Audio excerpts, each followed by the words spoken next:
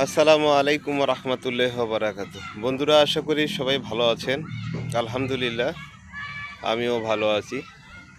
তবে আপনাদের সঙ্গে দুটি কথা নিয়ে চলে আসি।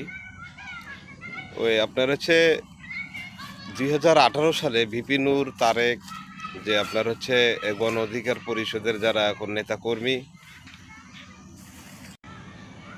সরকার পতনের জন্য তারাই সর্বপ্রথম আন্দোলন করে। কোটা আন্দোলন থেকে শুরু করে বিভিন্ন রকমের সরকারের পদত্যাগের, স্বৈরাচার শেখ হাসিনা সরকারের বিরুদ্ধে বিভিন্ন রকমের তারা সভা সমাবেশ ও অবরোধ প্রতিরোধ, যেখানে বিক্ষোভ টিক্ষোভ যেখানে যা লাগে সবই করেছেন। তো এখন এই ছেলেটাকে, ওই যে আপনারা অনেকেই জানেন, আম তারেক, মধু তারেক, যে যেভাবেই জানেন। তবে আমি এই ছেলেটা অনেক জায়গায় তার অবদান আছে।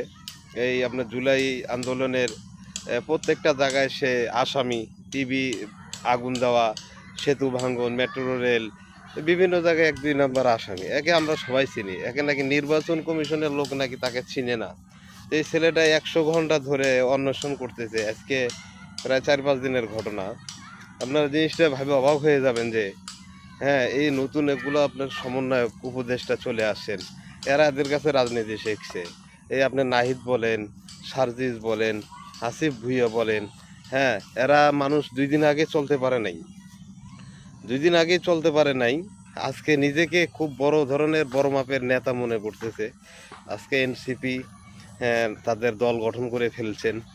2 দিন আগেও তো ভাইয়া তোমরা নুরুর পিছনে গিয়েছিলে, তোমরা তারাকের পিছনে গিয়ে আন্দোলন করছো, তোমরা ক্যান্টিনে খাইতে পারো না, চলতে পারো না। হ্যাঁ, তোমরা হচ্ছে তাদের কাছে পরামর্শ করে তাদের সহযোগিতা হেল্পেই তোমরা চলছো।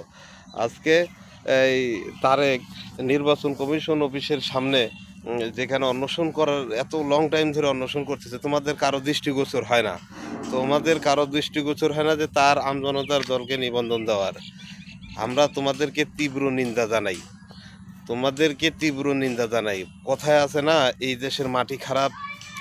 এই দেশে যেই আসুক ভাই, আমরা কাউকে, ঠিক আছে, আমরা কাউকে এইভাবে আসলে বিশ্বাস করি না। তোমরা জুলাই আন্দোলনের সময় জুলাই আন্দোলনের সময় যে প্রতিশ্রুতি তোমরা দিয়েছিলে সাধারণ জনগণ ও বাংলাদেশের জনগণকে, তার পুরোটাই উল্টা। তোমরা এখন সবাই কোটি টাকার মালিক হয়ে গেছো, শিল্পপতি হয়ে গেছো, ব্যাংক ব্যালেন্স হয়ে গেছো।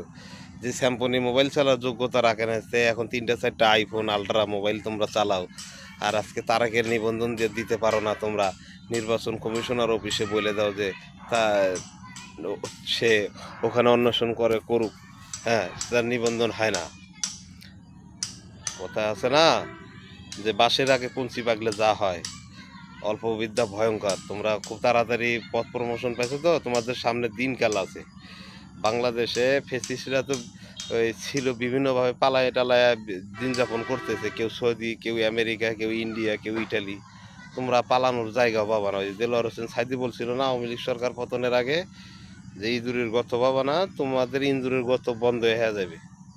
মনে রাখো সবাই।